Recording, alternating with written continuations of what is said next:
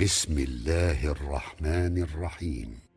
في عيد مولده العوالم ازدهرت فرحا، وساد العطر في الأرجاء.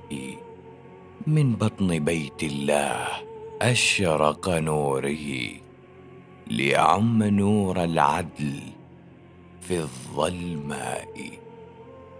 إحياء لمولد أمير المؤمنين الإمام علي بن أبي طالب عليه السلام، وبمناسبة الذكرى الثانية لانطلاق قناة الإمام الصادق عليه السلام، ندعوكم لمتابعتنا في اللقاء الحواري والتغطية المباشرة مع المشرف العام على قناة الإمام الصادق عليه السلام، سماحة الشيخ راضي السلمان الإحسائي دام عزه، والمدير العام للقناة الأستاذ غزوان الأسدي، وذلك مساء الخميس المصادف 20 من رجب الأصب عام 1442، الساعة 8:30.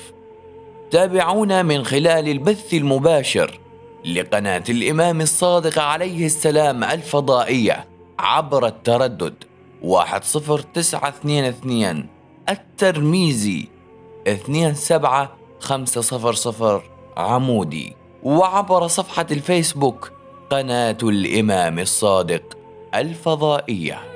الإمام جعفر بن محمد عليه السلام الصادق